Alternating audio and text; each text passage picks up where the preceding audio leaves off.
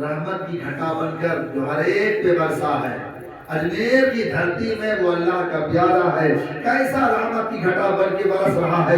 توجہ درکار، جو آئے سو لے جائے۔ وہ عورت ہے اور گود بھری ہوئی تھی، بچہ چھوٹا ہے، پیشاب محسوس ہوا، گود میں کر دیا، اس کے قطرے اس قبر پر پڑ گئے۔ تاریخ کے اوراق میں نشر کیے ہوئے لکھے ہوئے ہیں، جب پڑے تو قبر والے کو جلال آ گیا۔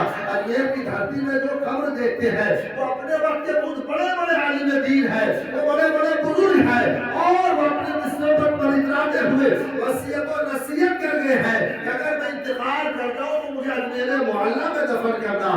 وہ ایک سے بڑھ کے ایک بزرگان دین لیٹے ہوئے ہیں، انہی میں سے ایک قبر ہے، ان پر چھینٹے پڑ گئے۔ اب قبر میں جو لیٹے ہوئے اللہ کے ولی تھے انہیں جلال آ گیا کہ تیری قبر پر پیشاب کے چھینٹے پڑیں گے۔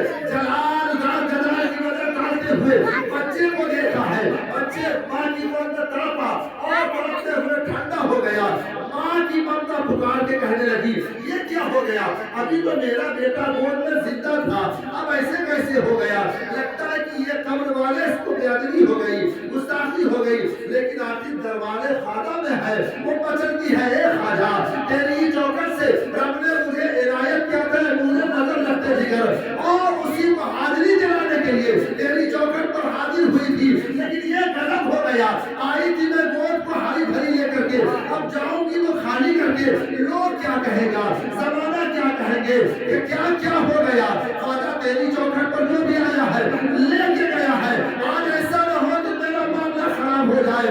آخرکار ماں کی ممتا پکار کے کہنے لگی اور تیری سے جو ہے اور دل بھرے انداز میں روتی ہوئی چوکھٹے خواجہ سے لگ گئی اور بچے کو رکھ کے فریادی ہو گئی اور کہنے لگی خواجہ میں اس وقت تک نہیں جاؤں گی جب تک کہ جس طرح سے میں اپنے بچے کو لے کر آئی تھی ویسے ہی نہ دیکھ لوں، مسکراتا ہوا، بولتا ہوا، ہنستا ہوا بچے کو نہ دیکھ لوں۔ میں سر پٹک پٹک کے آپ کی چوکٹ پر دم تو دے دوں گی، لیکن اس وقت تک واپس نہیں جاؤں گی جب تک میرا بچہ باحیات نہ نظر آئے۔ اللہ اکبر کبیرہ۔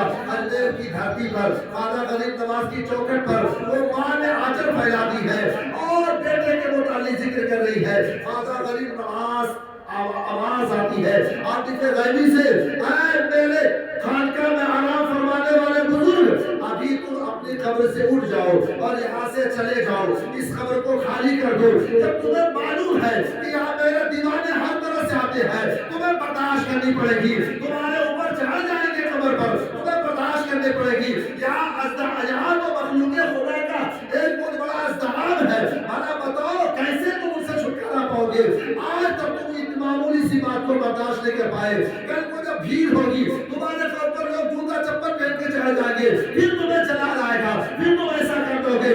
اس لیے جتنا جلدی ہو میرے اجمیر سے، میرے اس چوکٹ سے، میرے اس آستانے سے تم اپنی قبر کو خالی کر دو۔ بزرگان دین نے لکھا ہے روحانی طور پر کہ خواجہ غریب نواز کا حکم ہوا جب تم برداشت نہیں کر پاؤ گے تو اس